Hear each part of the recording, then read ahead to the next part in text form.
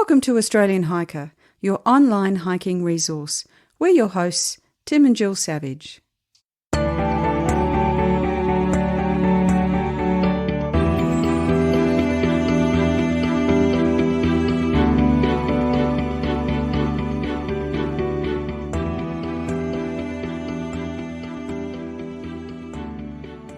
This is episode 154 of the Australian Hiker podcast. And in this week's podcast episode, we're going to be talking about Bungonia National Park with a focus on the 5 main walks contained within the park. Now, I think when these walks were named, it was probably early enough on in the days of New South Wales national parks that imagination wasn't required. So the 5 tracks that are well identified are the yellow track, the orange track, the green track, the red track, and the white track. Each of these tracks, which are clearly marked by signage that reflects the colouring, all offer different experiences and different views down into the gorges below. The focus of today's episode is going to be on the red track, and we will be listening to recordings that we undertook while we were doing the walk itself. At the end of this episode, we'll also provide a very brief overview on the other tracks that are available and who should look at doing them. This is an excellent national park and one that I'd wish I'd visited beforehand, and I think it's well worth the experience to go to. And given that Canberra's main national park and a lot of the national parks in northern New South Wales are out of action due to the fire, this park remained relatively untouched by fire, so is seeing a very large upswing in visitation from what it normally does. Have a listen to this episode, see what you think about the red track and whether you've got the experience and the commitment to go through and do this track, but also consider whether the other tracks, which are less difficult and more suited to the majority of hikers, are well worth a visit. We hope you enjoy.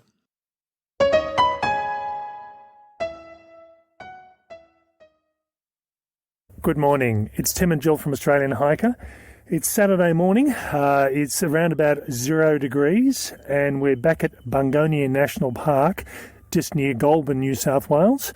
And we've come up for the weekend to do some camping and to do the remaining 4 main walks that are identified in this park. Today, this morning in particular, we are going to attempt the red track, which is the most difficult of the tracks. It's under 4 kilometres in length, but they recommend allowing about 5 to 6 hours to complete because it is a steep descent, a steep ascent, and also having to pick your way through large boulders down the base. So we'll see how we go on that and see what the walk's like. Yeah, it's about 0 degrees at the moment, cloudless sky, so we're hoping for a beautiful day. It's looking pretty good at the moment. Probably doesn't feel too cool, but it definitely is warming up. You can already feel it starting to do that. Okay, so we're just going to do the last minute preparation and then we'll head off. At least we do have a sunny day. There was some rain earlier in the week, and this is our concern whether it's been too much, but we think we're okay, and the bottom of the gorge won't be too wet, but we'll see how we go. Talk to you later on today. We're 20 minutes into doing the red track, and we just I had to stop and take off my my jacket. I was just getting way too hot. The trail is fairly easy to follow. It's well worn, so you know that you are on the trail. There are enough other little red trail marker tags, the little red reflective squares so far, so you're not going to have an issue going off track. One thing we have noticed is there are a few switchbacks, not many, as we come down the hill, and people have actually cut across them, and it's become really obvious, and these are points where you get erosion on the trail and starting getting a lot of damage caused to the trail. So while it does save a bit of time, if you're lucky 10, 15 seconds to cut across the switchback, you are doing a lot of damage. So stay to the marked trail. Yeah, I think, and also it's not just tiny bit of time saving, it's actually much steeper down those cut-offs or cut-downs. So the switchback is a much easier route to take. Having said that, we've just done a bit of a scramble down a bunch of rocks and ledges. Not too bad so far, but I think it's a bit of a statement of what's to come. Just as we start heading down and towards the valley, it's really obvious, and again, we're probably 10 minutes ago there was a lot of bird life around, and there, even now, probably can't hear it in the background of this recording, but there is a lot of birds chirping in the background. The landscape is very different from up on the top of the plateau. It's much greener, it's much lusher, and I would expect for a lot of the life that we didn't see on the green track a few weeks ago to be in this valley. So it's going to be interesting to see how it goes, but the sun's come out, and even though it's probably not even 5 degrees yet, it's a bit of effort coming down the hill, and we're certainly noticing it. I had to get my hiking poles out. Normally I do use them going downhill, and certainly it was enough to, it was steep enough that the hiking poles make a big difference on this track. It's just past 9:30 and we've reached the floor of Bungonia Gorge, and we're in what is now called Slot Gorge. This is it is essentially a dry riverbed or a dry creek bed, which means if you've had heavy rain a few days beforehand, or you're getting heavy rain at the point in time, you really can't do this walk. So it really is a dry weather sort of walk. We had some rain earlier in the week, but it was only fairly light, and there's a bit of rain down the bottom here, but just in puddles, so it's not too bad. Moving average has taken us, we're moving at around about 1.3 kilometres per hour, just to give you an idea of how slow going it is. Speeding a lot. Yeah. And it's not a big distance. I mean, really, we've only covered just a bit over 1.3 kilometres. And it's more about, it's steep. There's a section of rope there you have to hang on to. The ground can be, the rocks aren't shiny, but they're almost that smooth sort of appearance that don't have a lot of traction in them. So you do have to sort of move slowly as you're going down. We actually passed a group of about 6 guys who had started the walk in the other direction, and they'd started about 6:30 this morning, and they were just finishing off. We met them sort of coming halfway down the hillside. Yeah, we're not quite sure whether or not they've gone the way that is the better way. So a steep climb at the end and a gentle downward slope at the beginning. We've got the steep descent at the beginning, and hopefully it won't be too hard at the end, but who knows.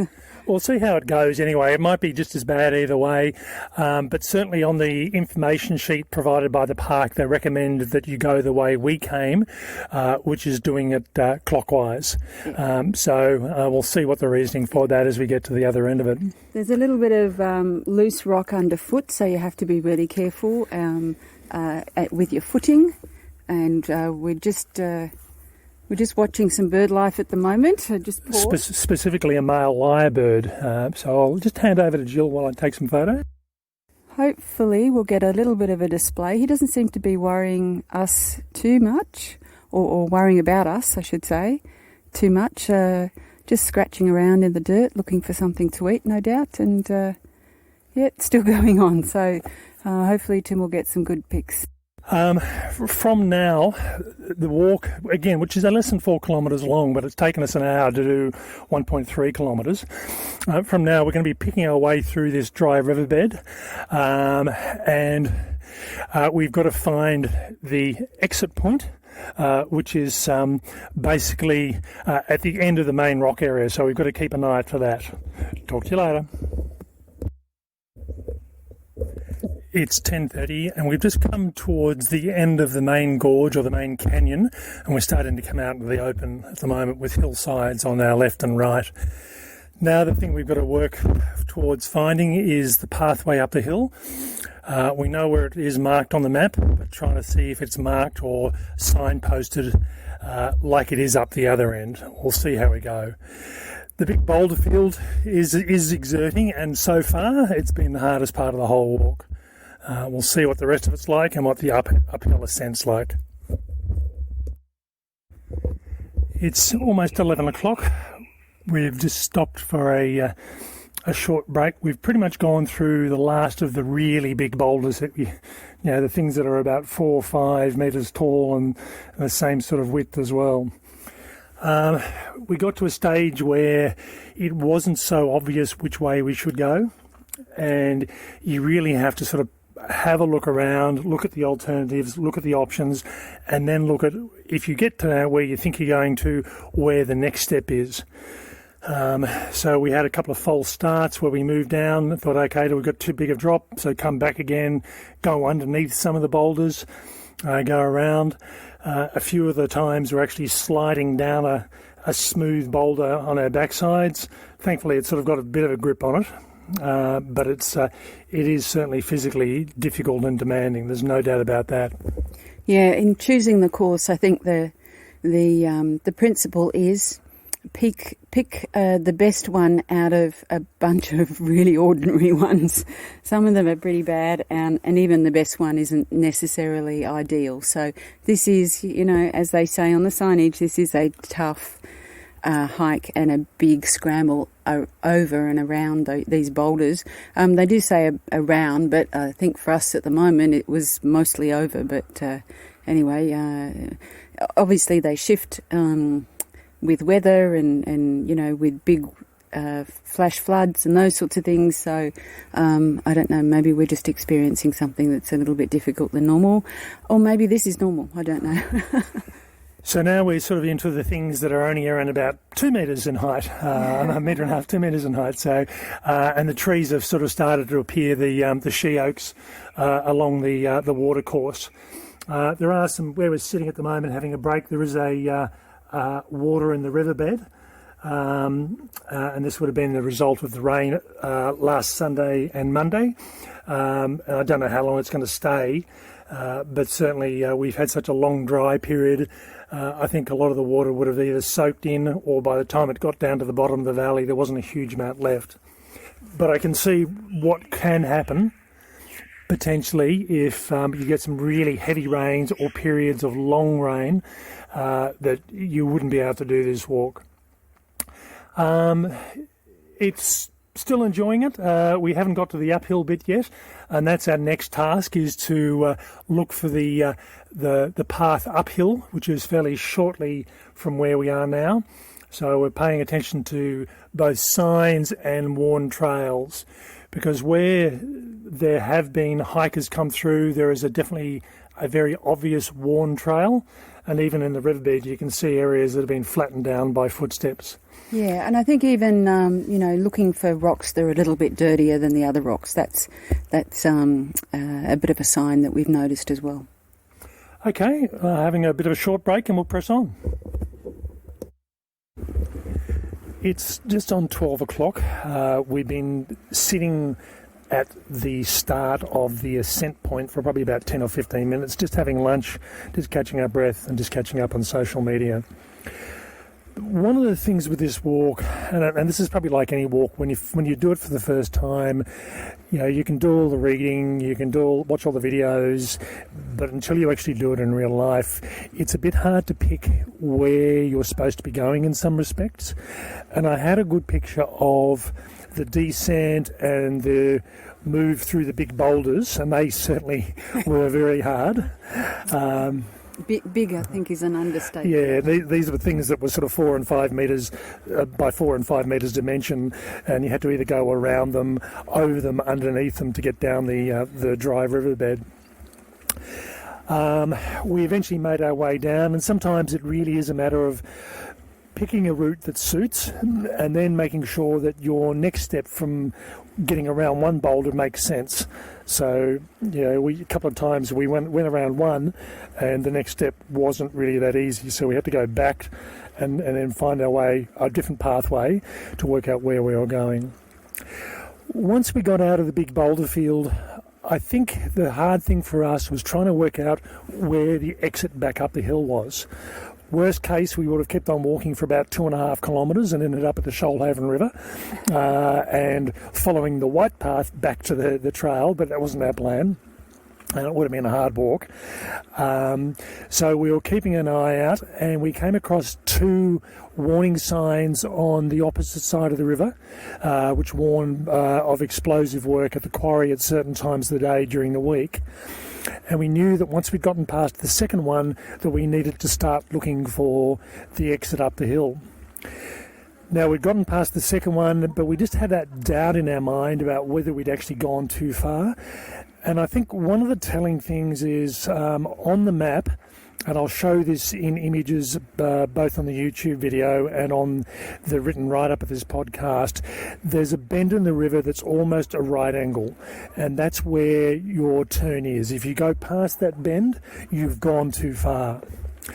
There is another warning sign which you're approaching from the back, so that's a really big obvious sign to keep an eye out for, and then you've got a very sharp incline scramble up the hill to start your ascent back up again. So I think having the map is definitely critical, just so you know what you're looking for, and that made sense to me, that as soon as I saw the bluff and the river turning right hand, almost at a 90-degree angle, it made sense that we were getting towards where we needed to be. But there was that nagging feeling of, oh, have we gone too far, have we gone too far? Yeah, I think we saw a couple on the other side of the river, so we'd been zigzagging backwards and forwards, and given there's a bit of water, not a lot of water, but you do find that you traverse the river a little bit. Anyway, they pointed us in the right direction and said that the ascent path is not too far down. But, we were looking out for it. I think now we're here, now it's obvious. I think we'd probably be a little bit more comfortable if we were going to do this again. Yeah, so I think, as I said, normally we tend to review walks that are this short, but given the difficulty of this walk, this is mammoth. Yeah, this is mammoth for a podcast, or sorry, for a walk that is only less than 4 kilometres long. This is about as difficult as it gets, and it definitely does push you physically. You want to make sure you're a fit bushwalker and hiker, and you definitely do not want to have young children, which is the warning from the national parks. Okay, we're just going to have a few more minutes break and then start making our way uphill. Well, we made it back alive. We finished the red track in Bungonia. My GPS, which is set in a fairly fine setting now, is telling me it's 5.75 kilometres, whereas I think the official distance is around about 3.8, somewhere around there. And I think, if you're doing it in a straight line, maybe, but given that you're having to weave backwards and forwards quite often across the gorge bottom, it's not surprising. Uphill all the way back from the river until we joined in with the green and white track circuit, which is relatively flat up the top. And I must admit, it was just as difficult coming up as it was going down. Given that the parks want you to do this in a clockwise direction, we had a thought about why that was. And I think, you're starting off on a creek bed and you're working your way downhill until you start coming back up the hill again towards the car park. And you've got some very large boulders to go over, and there was a number of them we were sliding down on our backsides. Going the other way would be much more difficult. Not impossible, because people do it, but I think the clockwise direction is definitely the way to go. But yeah, we made it back, all done for this morning's walk, because we've still got one more short walk to do after this later today. Yeah. Look, I think if I wasn't so tired, it would have been a delightful walk back up that hill. But definitely the legs and arms are a bit like jelly at the moment. And fortunately, our next one's only about 1.5 kilometres. So after we put the tent up, we might have recovered a little bit, and we'll be right to go again.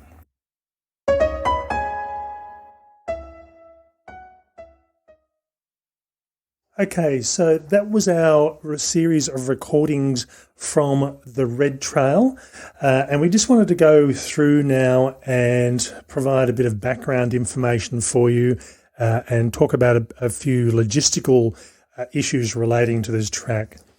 The first thing I need to say is if you haven't already done so, please go through and read the written write-up for this track.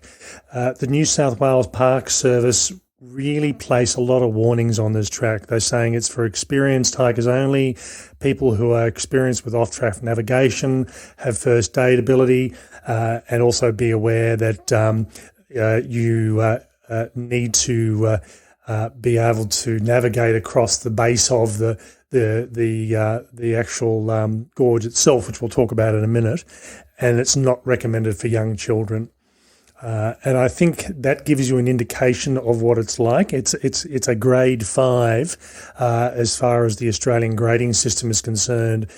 And for such a relatively short walk, as I said, we were travelling at a pace of about 1.3 kilometres an hour, which is pretty slow for what we usually do when we're walking through bushland. It's a hard walk. There's no doubt about it. So have a look at that. Have a look at the all the photos, and it'll give you a much better idea. And we're also hoping to release a YouTube video in the next few days as well. Now, at the start of this podcast, we made the comment about we were going to attempt this track. And from my perspective, I'd read the warnings, I'd had a look at what was written about this area, and we actually caught up with the ranger the next day after we'd done this track. He said that it had 18 rescues over the last 12 months, and this was during a period where the park was actually closed through for because of COVID and bushfires. So that was a reasonable number of rescues. And while he didn't say all of them, he said there was a fair number of those to do with the red track. Yeah, and when he was talking about that 12-month period, he said that they'd been closed for about 6 of those months. Yeah, so it's a lot, and if you do need to get rescued out of this, there's no way they can get a helicopter in there. Somebody physically has to walk down and carry you out, and it wouldn't be something I'd wish on anybody. So, as I said, we were pretty confident we would be able to do this track. One thing I wasn't 100% clear on was the level of water at the bottom of the track, and they do actually warn that if it's heavy rain while you're trying to do the track, or it's been heavy rain for the last few days, you're probably best off skipping it, because the gully, you are essentially walking down a dry riverbed. You really need to look at the weather conditions. If it's been raining steadily and heavily, pick another time to do it. Yeah, and the reason is there's just nowhere else to go. I mean, the sides of the gorge are very, very steep, so there's not much of a bank. If there's water, particularly at the upper end, then it's going to be moving pretty fast, and there's probably going to be a lot of it. So, yeah, avoid it. One other comment that I made at the start of the walk was that it was under 4 kilometres in distance, and I think the actual park service actually saying it's about 3.8. My GPS measured this at 5.8. As I said, I think some of the distances on some of the park walks are a bit out of date, but I also think that you are crisscrossing it and weaving away, not in a straight line. So that would explain a lot of what our measurement was from the GPS. I had a second GPS that was actually giving me a higher figure. So, the figure that I had, which was reasonably accurate, ended up being as 5.8.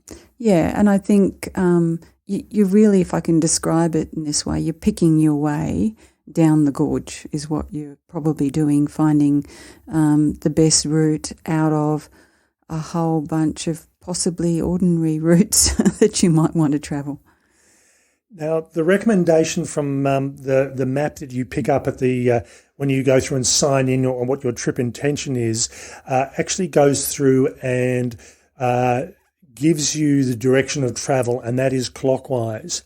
Now, on the day that we did our walk, there was probably an even number of people that were going anti-clockwise. But as we mentioned through the podcast, you're going uphill on a river or creek bed, and there were a number of boulders we were sliding down that you wouldn't have had access to do that going the opposite direction. So while it is possible, and while there's nothing stopping you from doing it that way, I would actually suggest doing the clockwise direction rather than the anti-clockwise. Yeah, and when we say uphill, I mean, it's not this, huge steep incline, but it is a creek running into essentially a river. So there's got to be a slope of some kind, and, going down the slope, even if it's a small one, I think is going to be a bit of more of an advantage. When we started off the walk, I wasn't worrying about the tracking poles. I was thinking, well, I only need those on the way up, but it didn't take too long for me to get the poles out. My knees aren't a big fan of going downhill, and some of the downhill slopes were reasonably steep. There were a couple of short sections of scree, which doesn't bother Jill or I, but I know from talking to a lot of hikers, it's not their favourite sort of surface. And if there had been some rain without it being heavy, it would make it reasonably slippery. So it's the sort of thing that I would strongly recommend you take tracking poles on this walk. It will just make the whole process much easier. Yeah, and I used my poles most of the way. I probably should have put them away in the creek bed. So that's something I would do next time. I wouldn't bother with them in the creek bed. I'd just tuck them away and use them at the beginning and the end. So we got down to the bottom of the canyon, and I think at the start of this I said the Slot Gorge. It's actually Slot Canyon is the correct term for it, and really that's just you've just walking through a short section of a few hundred metres where you've just got sheer walls going straight up from the ground. It's stunning, so, absolutely stunning. Yeah, and that's the photo I'm using for the cover image for this walk, and there's also a couple of other photos that I show in there which just shows how steep the walls are. Bird life amazed me. The top of the plateau in Bungonia is very dry and sparse, and it's a very open sort of forest with very little undervegetation. But you get down into the gorge itself, which is where there's a lot more moisture in there, and it's a lot lusher. So the descent going down, the foliage was a lot lusher. There was a lot of grass trees down through there, and then it changed almost as we got down towards the bottom before opening up into an open sort of canyon space on the bottom. Animal life, didn't see any animals apart from the lyrebird. And as I said, every lyrebird that I've ever seen, as soon as it sees a hiker or a walker, they shoot off and run away. We were just sitting there, and this black male lyrebird was wandering around not that far behind us, looking for food, didn't have a care in the world that we were there, and obviously people do this walk on a regular basis. So it was quite surprising. And we've got a short video of that in the written write-up of this walk. Now, the boulder field is the real concern in this canyon. I mean, if it wasn't for the boulders, it would be a difficult but relatively easy sort of walk. And you start off thinking, the boulders aren't too bad. There are things that are only sort of 60 centimetres, a metre sort of high, and then they progressively get bigger and bigger. And bigger and bigger. So I think some of the biggest rocks in the middle of the section would have been probably 5 metres by 5 metres by 5 metres. And you were having to decide whether you were going to go over, around or underneath these boulders. But the small ones were fine, but the really big ones, you were having to make decisions.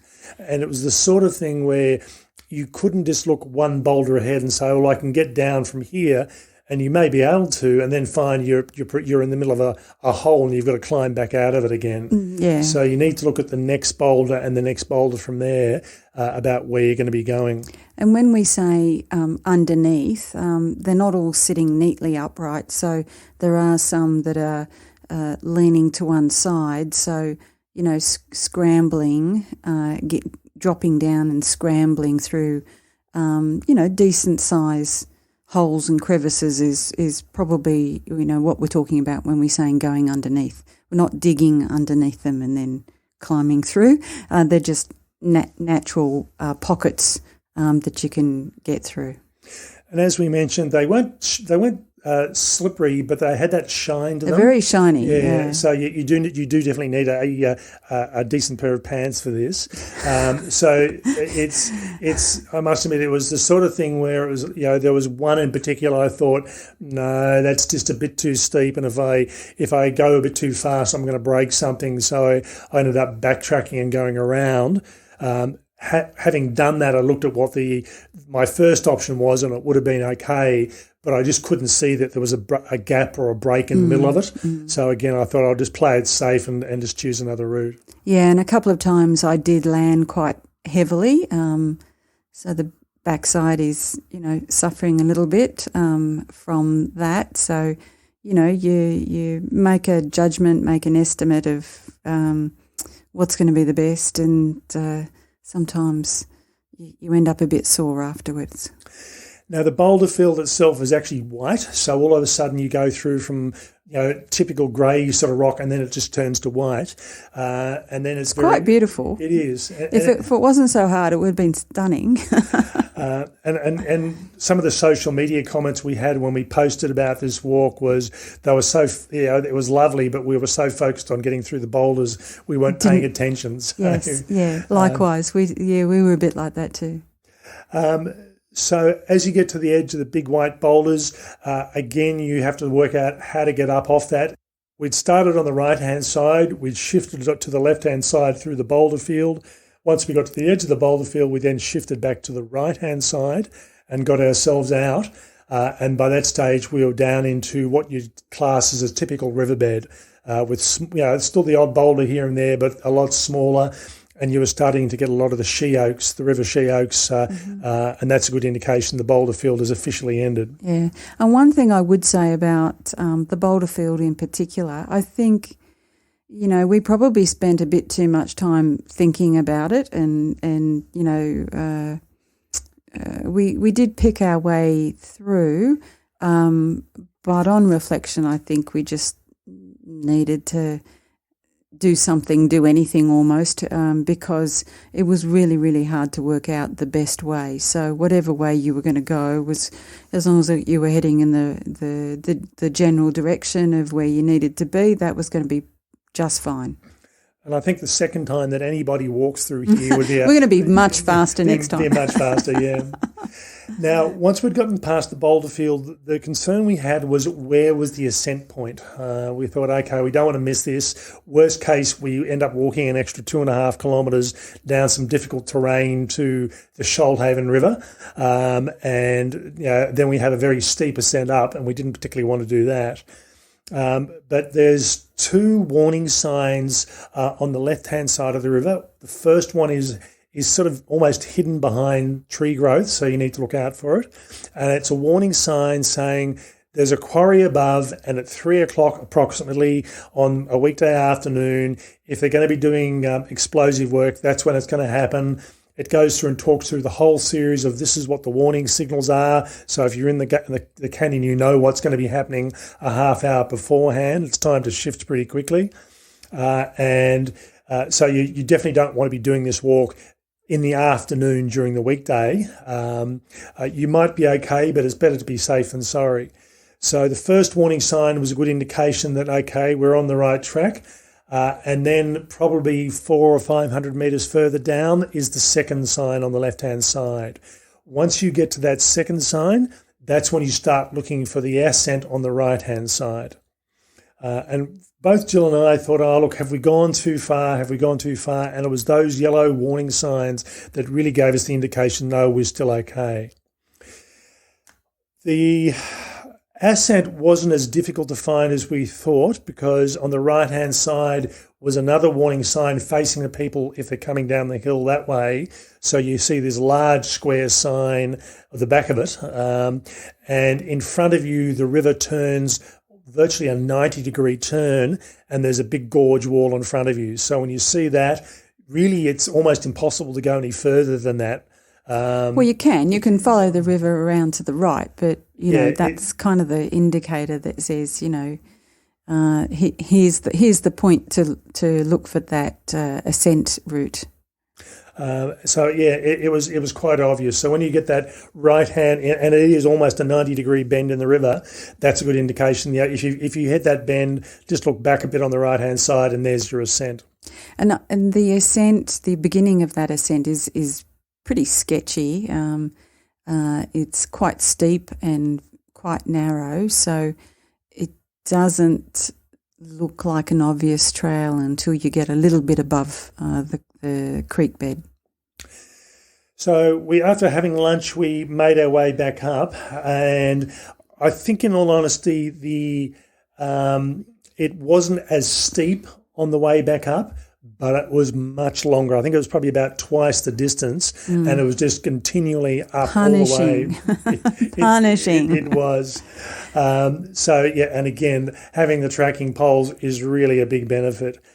It took us quite a while to get back up because we were so buggered from the walk through coming down and through the gorge itself. We were pretty stuffed by the end of the ascent back up again.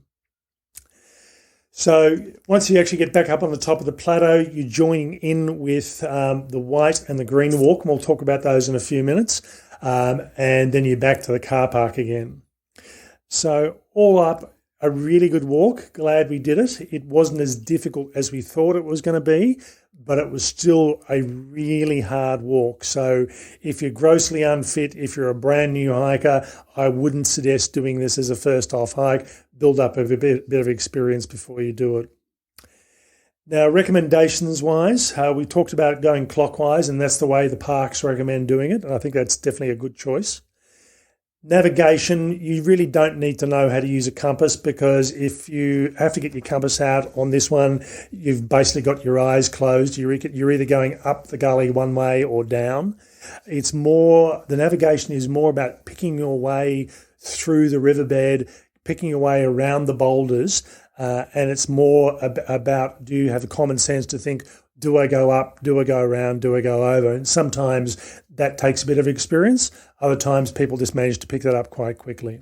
Yeah, so don't expect to see a lot of way signage in the riverbed, because there isn't very much. But, pretty much you're heading in one direction.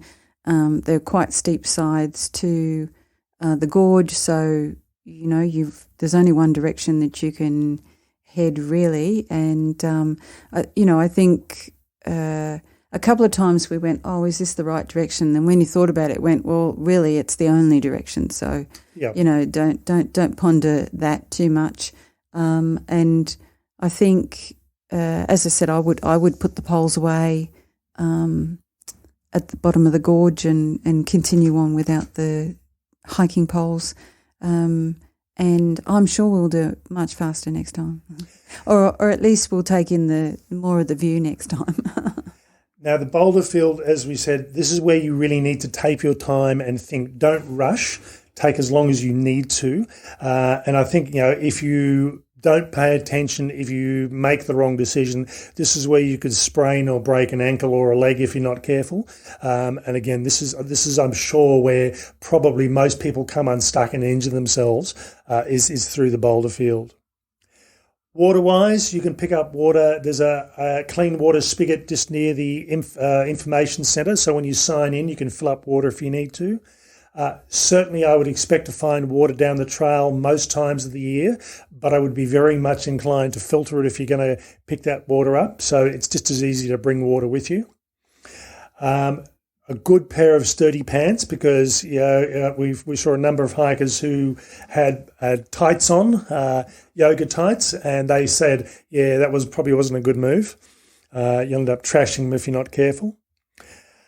Good supportive footwear. Now, I had intended to wear my leather boots. And the last time I wore my leather boots was in 2016. And I tried them on, and my feet have actually increased in size since then. They've done so much hiking over long distances, my feet have gotten bigger. So my lovely pair of Scarpa boots no longer fit me. So they're going to have to find a good home at some point. I wore my Ultra trail runner shoes, the heavy duty ones, the waterproof ones. I actually found that flexibility a good thing. They're very grippy, so that's the other thing that I liked about them, particularly on those big white shiny boulders. Yeah, and I was the same. I wore a pair of heavy-duty trail runners, and they did have a reasonable bit of grip, which helped on the large boulders as well. And the final thing as well is there's no phone signal down the bottom of the gorge, so it's not as if you can call for help. So we always carry a emergency beacon with us, even on the short walks. And I think there's typically going to be enough people coming through that as long as you're not the last person through on the end of the day and you have filled out the trip intention book, you'll be okay. But certainly having a beacon, if you've got one, take it with you. It's just a no-brainer there. Okay, so that's the red track. We hope this has been of some help. And it's, as we said, it's really one of those tracks that doing the research into before you walk it will give you a much better experience.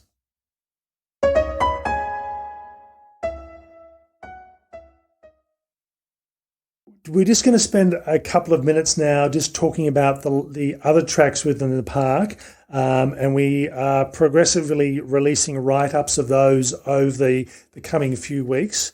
So the red track, which we've just talked about, we've got a written version of that with photos and more information. We have also done the green track, which is probably the most heavily used track in the park. It takes you around the top of the plateau. There's no real steep inclines and declines. There is some uphills and downhills, but nothing really steep, and provides some excellent views over the into the gorge below. There's the yellow track, which is the one we did after we did the red track. Because we were a glutton for punishment, I think. It is, yeah. And it was it took us into a side of the gorge with a lookout, which I don't think a lot of people tended to use, but it was really worthwhile going to, so good views. The orange track, it's the shortest of the tracks, or one of the shortest of the tracks. The views aren't as spectacular, but it's quite easy. The change in elevation across the track's pretty easy, so it's an easy one to find and an easy one to get to, but not the best of the choices. And then there's the white track, and there's two versions of that.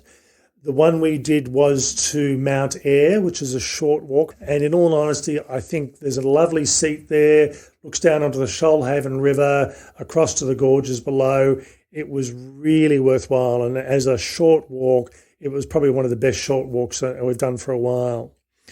There is a long version of that. You can extend that, which takes you down to the Shoalhaven River.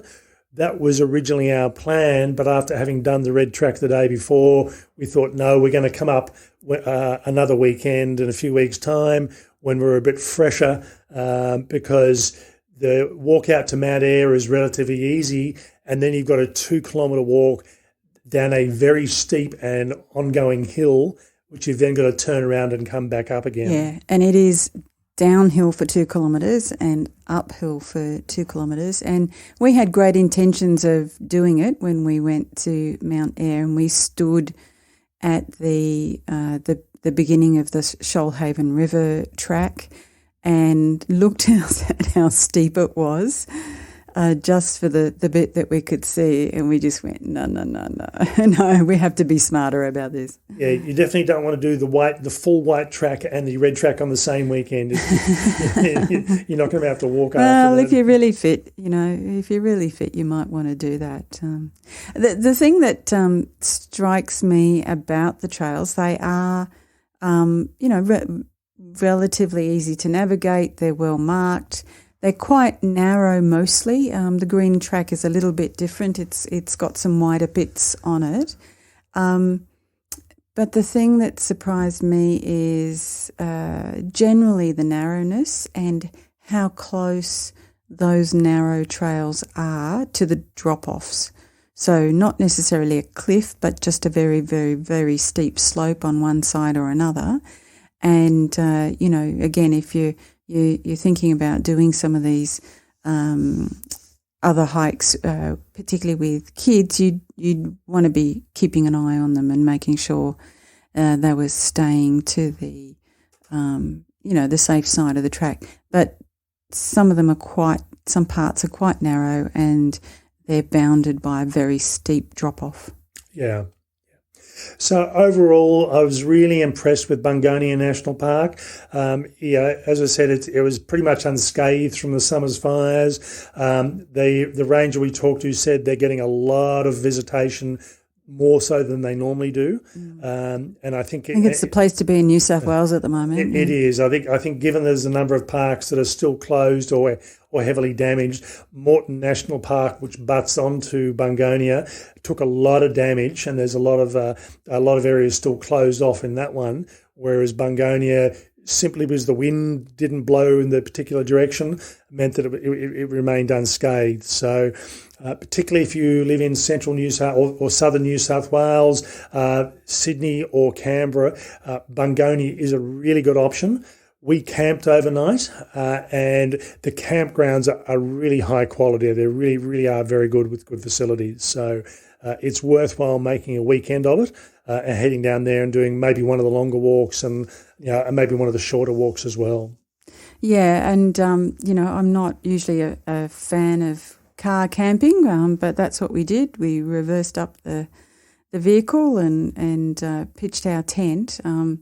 We did have a nearby party going on. I don't know what time it was. We were so tired that we were in bed quite early. So the party may have finished at a relatively normal, reasonable hour, but for us it was very, very late and very loud. So I think that's the only thing that, you've got to be mindful of. If you are in those environments, also think about others in the area as well. But it was quite good, and we've been there a few times over the last little while now, and it's becoming one of our favourite places. And as per usual, it is a paid campground, so you go online and book. The weekend we went was during school holidays, so it was peak, so it cost us $24 for the two of us, so $12 a night, which is not unreasonable. So, it's much cheaper than a hotel. Okay, we hope you've enjoyed that review of Bungonia National Park, and in particular the Red Track. Definitely, if you have the experience and you're feeling like really challenging yourself physically, the Red Track is well worth considering. If you have the opportunity, please go through and give us a 5-star rating on Apple Music or iTunes or the podcast listener of your choice, and tell your friends about this episode and our other episodes as well. That's all for me. Bye for now.